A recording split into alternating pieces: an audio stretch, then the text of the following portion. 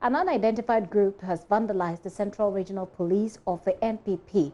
This follows a demonstration that was staged in Cape Coast over the suspension of the first vice chairman of the party, Eko Horace Ewusi. The group yesterday stormed the office and destroyed some of the party's properties. This afternoon, they returned repeating last night's action. Richard Kojonyako is on the beat for us. He joins me online right now. Hello, Richard. Hi, Gifty. What is happening right now?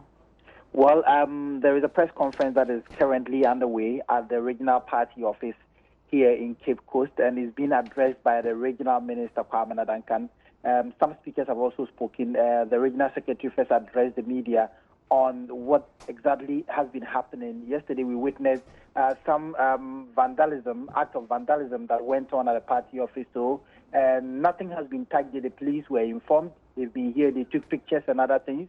The building, all the glasses of the regional NPP headquarters have been broken. There was also an ambulance here that have also been smashed by the protesters.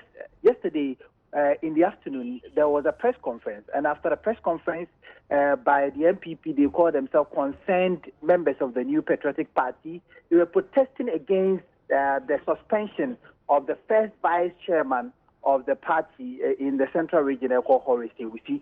Now, today, there's been a press conference, and they have been stating that the regional chairman of the party received a copy of a petition by one Edward Okeku Edum somewhere in May this year, and the petition was against the suspended first regional vice chair, Horace Ewusi. So the petition was addressed to the National Security Minister, but the president, the national chairman, the regional chairman, the BNI, and the UK High Commissioner to Ghana, the chairman of the Council of State, and two others were copied. So what happened was that the suspended regional first vice chairman himself, who the petition was against, was not copied. So for this reason, the regional minister explains that out of good intention and best practice, the regional chairman directed that the regional secretary to officially write to bring the petition to the attention of the first vice chairman, and also ask him to react to the allegations in the petition, so that in the case the petition came up for a discussion at the National Executive Committee or the National Council meeting, the regional chairman could say something about it as the regional chairman. So they prevailed on the suspended first vice chairman to react to the petition, but he did not budge.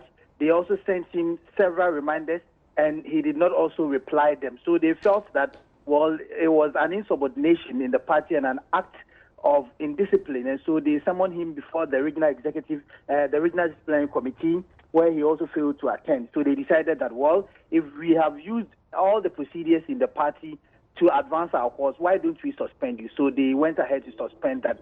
And this is the action, and this is the explanation for the action taken by the party executive.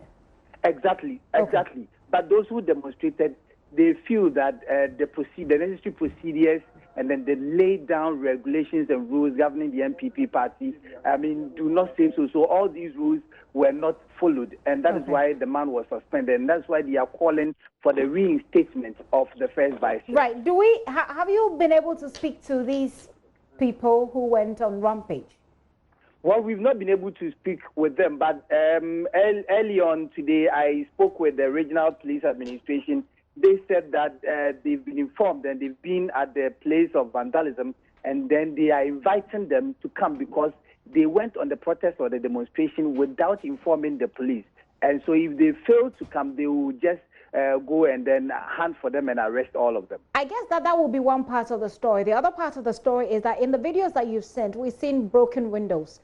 Do we know exactly who did this? Has there been any arrests? Now, the press conference that is currently underway, the regional minister and the regional secretary of the party have indicated that it is their members, NPP members, so they belong to the concerned NPP group here. After the press conference, the group, they say, marched to this place and then caused that act.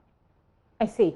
And none of them has been arrested as yet, or none that we know of? There hasn't been any arrest. As I speak with you, I can see about 5 police vehicles. I can see the police bus.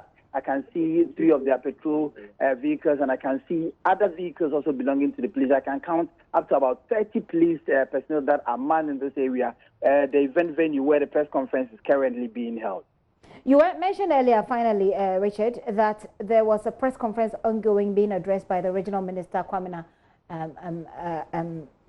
Duncan, what has he been saying? Well, he's been simply offering the explanation why the regional first vice chairman was suspended, and he's been speaking against the vandalism that went on, that it is one of the worst moments in the affairs of the party in the Central Region, because they have not witnessed that kind of dastardly act visited on their own office. And so on the police administration to mitigate and then bring the perpetrators, because irrespective of which party they belong, once they are their members and they have caused these things on the party, they have to go on and then arrest them. So here, it looks as if that almost all the ministers who come from the Central Region, the MPs and the DCs, they are all here at the press conference giving them their backing. So certainly we'll get the development on that as and when it happens. But finally, again, I'm sorry, I need to chip it in. We've seen the video, the windows that have been broken. Is there anything else inside the building that was destroyed? Can you tell us what exactly?